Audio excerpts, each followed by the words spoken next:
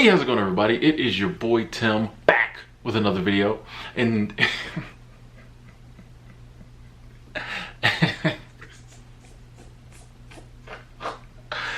oh man, and in today's video I want to talk about how I became a minimalist. Now, I've done lots of videos talking about why I love minimalism, how minimalism has changed my life for the better, and I've even touched in previous videos on how I became a minimalist, my minimalistic journey. But I wanted to do a video and kind of go into more detail about how I became a minimalist, maybe for the people who kind of just hopped on board the Tim train here and maybe haven't seen those videos where I talked about how I became a minimalist, and also maybe, some people might have seen those videos a while back and kind of want to hear the story again. Okay, so here goes. So me, I kind of wasn't out looking for minimalism. It was kind of like a perfect storm of like different stuff going on in my life, okay? So I've always kind of been big into like YouTube.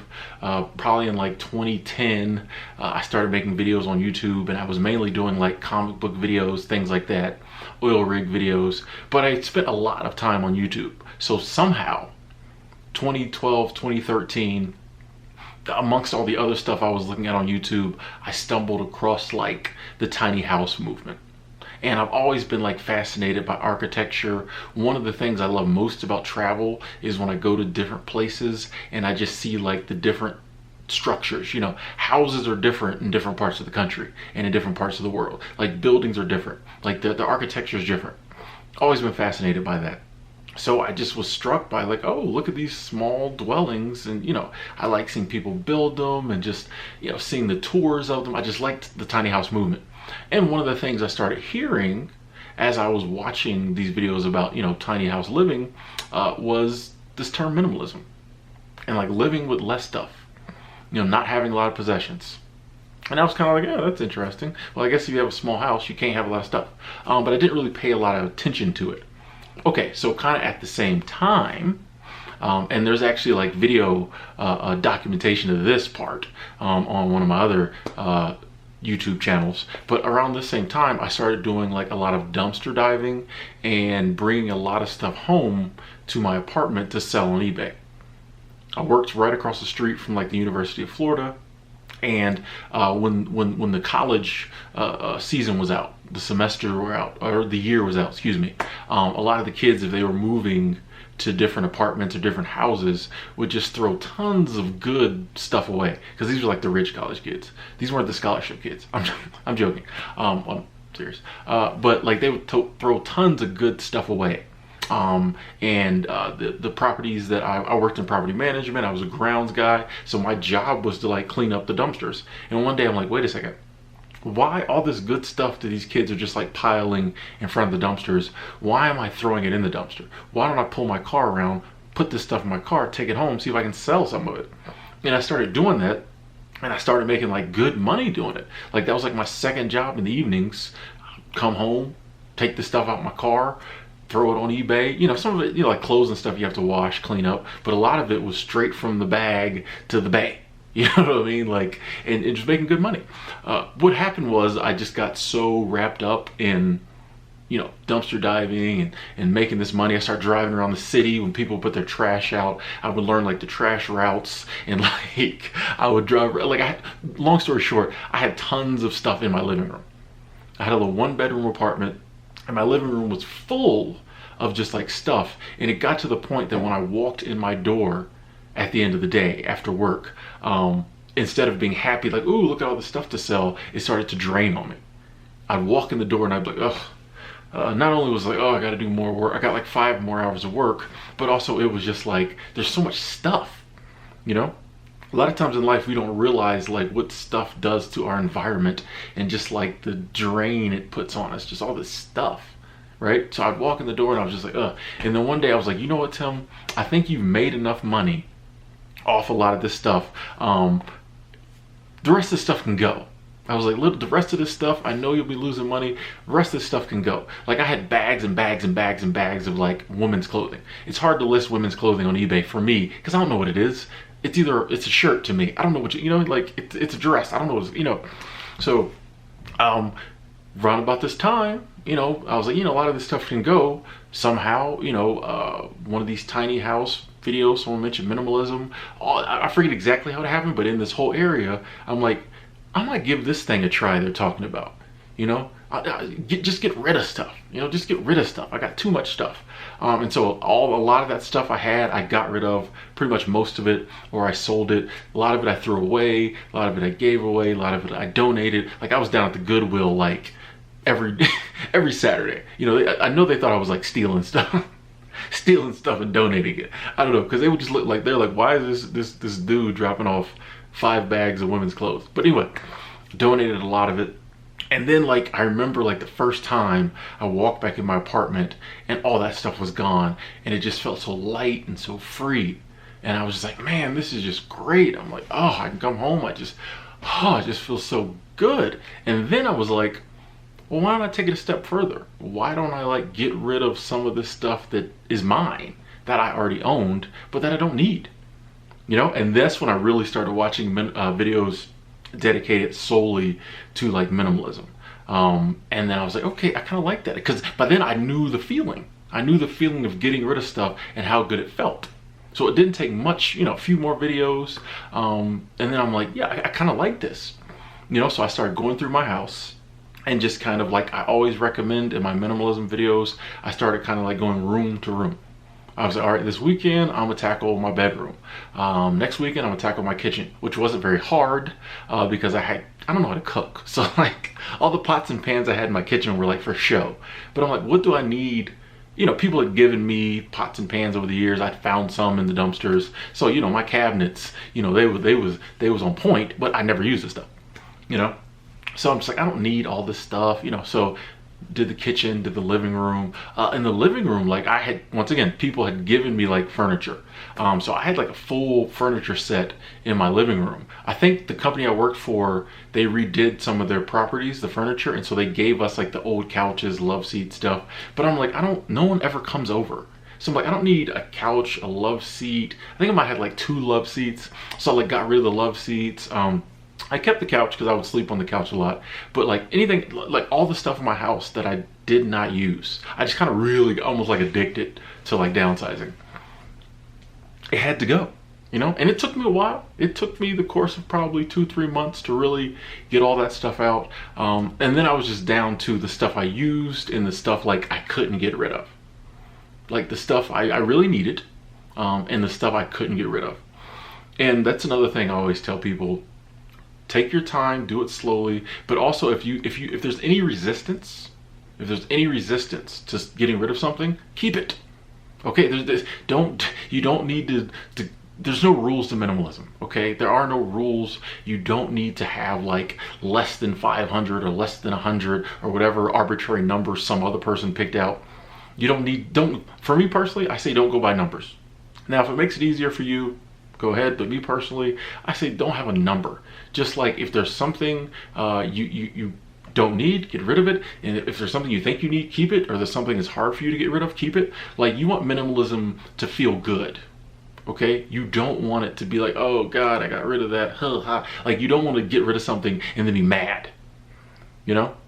If you're thinking about getting rid of something and you're going to be angry after you get rid of it, keep it. So I had a lot of stuff that I just kept. It's not the time. But by then, like I said, I got like used to the feeling of you know, I liked getting rid of stuff. So I would look at like my closet full of 1,000 comic books, right? And I'm just like, you know, I probably could get rid of, you know, some of those, you know? And I think I actually had, like my comic books was very hard for me. Because like I said, I was doing videos about comic books, hardcore comic book collector, not much of a reader, but a collector. I love Batman. And so I think at this time, I had got rid of some of my more high dollar comic books that I was just like, dude, what do I need, you know, a $150 comic book sitting here, like when I could sell that, use the money. So I think some of the more high dollar ones I got rid of because I was like, this just doesn't make sense. You know, one of the hardest comic books to get rid of, I had a Batman, I think number 26 from like the 40s. It was in like not the best condition, but still it was like a $250 comic book. It's hard to get rid of that. because I knew I wasn't gonna get that amount of money back. I think the comic book store guy gave me 200, which is cool. But that was hard to get rid of, but I had, you know, because I was just like, that's too much money just sitting in my closet. But I still kind of had a lot of my not as expensive yet key issues, a lot of $20, $30 books, a lot of the full runs I collected, and then just like a ton of like cheap books that were, I paid $3 for and probably would never get that much back. And I just, part of my identity was wrapped up in those comic books. You know, all the dudes and girls I followed on YouTube, you know, they had stacks and stacks and stacks and long boxes of comic books.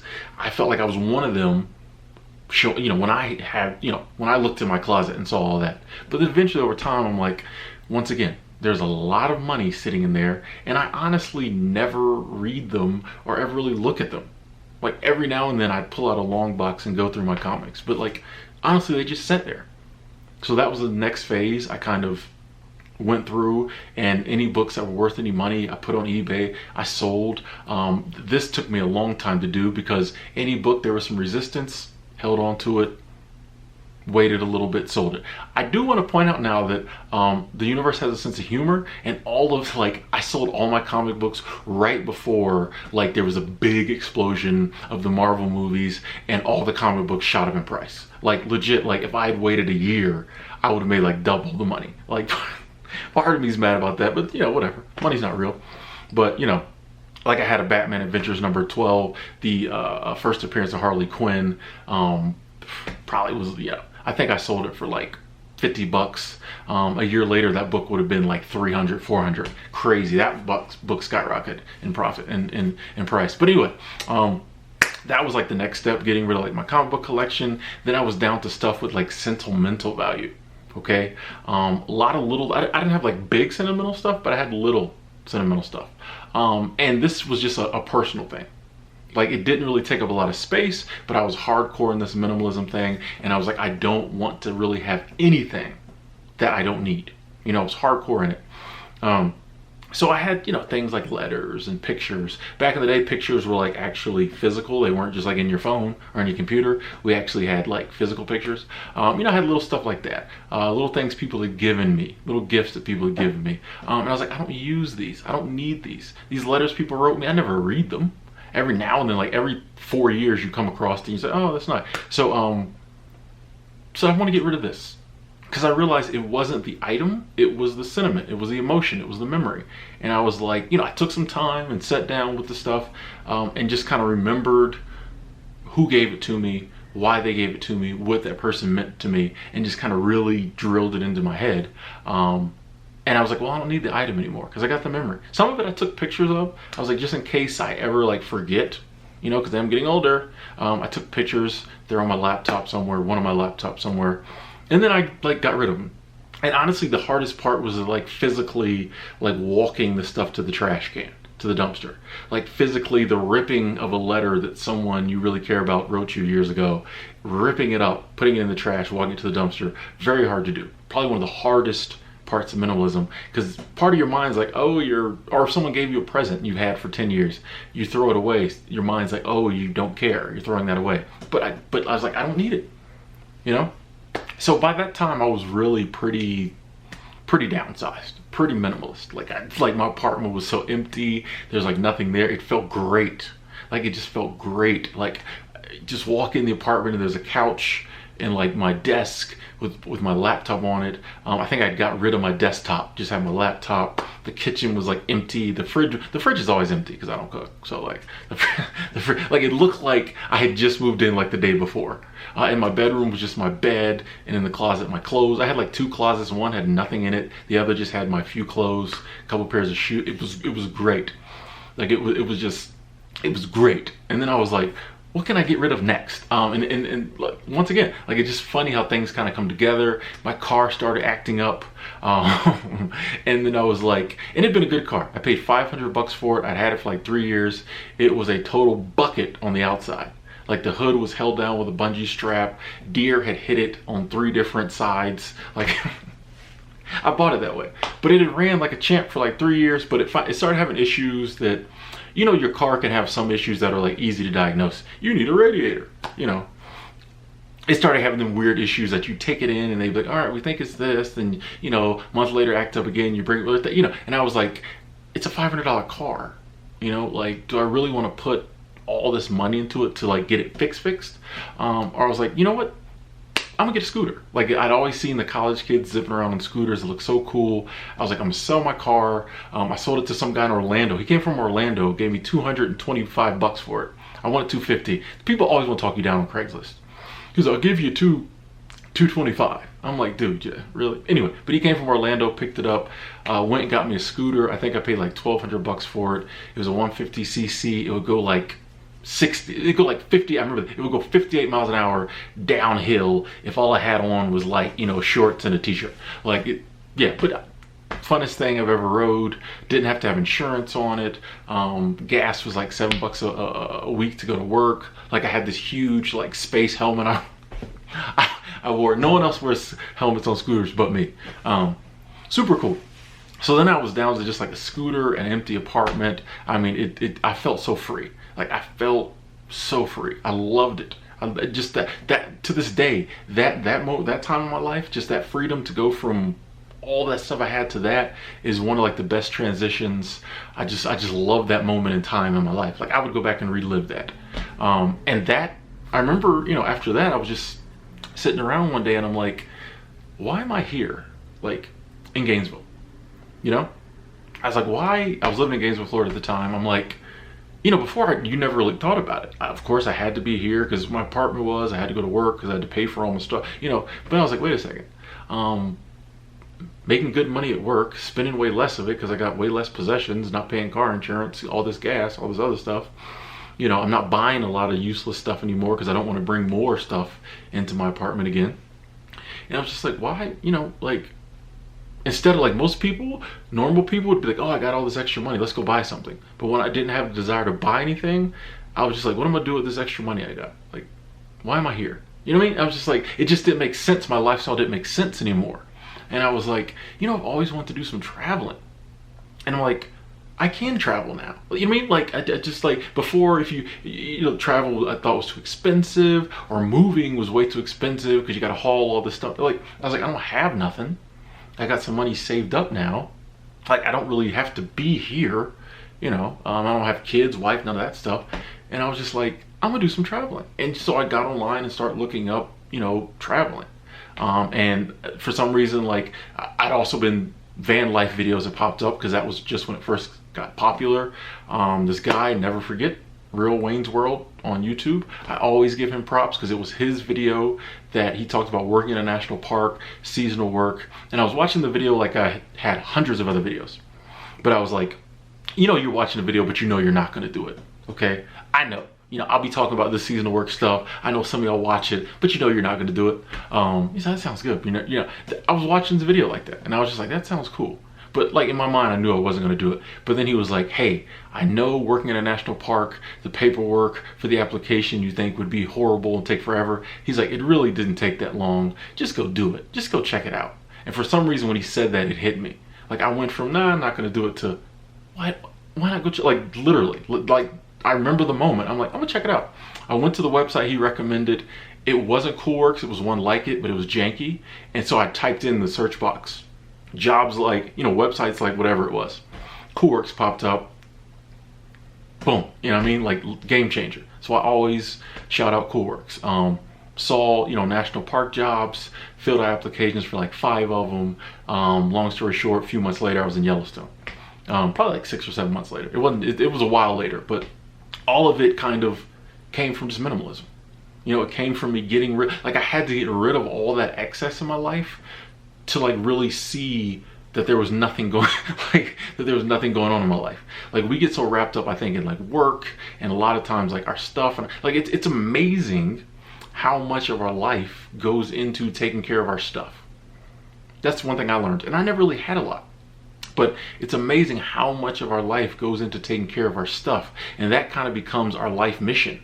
Either taking care of our stuff or making money so we can buy more stuff. Like, our life becomes about stuff. It's all about stuff. You get rid of that stuff, then you realize, oh, there's a big void here. there's a big hole in my life. You know what I'm saying? Especially for a single man, no wife, no kids, nothing like that. There was nothing going on. I had nothing going on. Which at first, most people would be like, oh, that's so sad. But I was like, wait, this is great. I can do what I want. And so that started me on the journey of just kind of like traveling around, doing seasonal work. That led to me finally, being able to like get my passport, go to Mexico, went to the Philippines, got more travel plans in the future. All that came from, I know, there's no doubt in my mind, if I had not discovered minimalism, none of the stuff that I do now that makes me so happy, I would have been able to do. None of it. None of it. Maybe here and there, bits of it, but just the whole pattern, like it all just came together. Once I just got the excess out of my life, I had room for what I wanted to do. And so like, yeah, it's interesting that minimalism now is such a part of me when I do, like if I am at a seasonal job for 4 months and I do acquire more stuff. One of the things I like the most is when the job is over and I can get rid of all that stuff. I'll buy some clothes, jackets, things like that. You acquire stuff. It's so easy. When I'm ready to leave, I'm back down to 2 suitcases. That's what I travel with now, 2 suitcases. That's kind of my rule. So when I go to leave a job, go to the next one, everything's got to fit in 2 suitcases. So a lot of that stuff's got to go. And it's actually fun. I love it. I remember when I left the YMCA of the Rockies the first time, I had actually hung on to like some graded in the little plastic, case comic books that were, worth something. I got rid of those, and I remember my friend I gave it to, she was so excited. Like little stuff like that I remember. Just I get memories off getting rid of stuff as opposed to the buying. I don't even remember buying the books. I'll always remember giving to her how happy she was. Little stuff like that. Giving stuff away, that's my life now. That's what does it for me. Anyway, before I just ramble on and on and on endlessly, this video is already long enough. I'm gonna go ahead and wrap it up. But yeah, I just wanted to tell that story one more time. Maybe some people hadn't heard it. That's how I became a minimalist, and I'm truly blessed and grateful that I discovered it. And if you haven't started your road to minimalism, take my word for it. Look, I'm looking, honestly, it's life-changing. Talk to you later.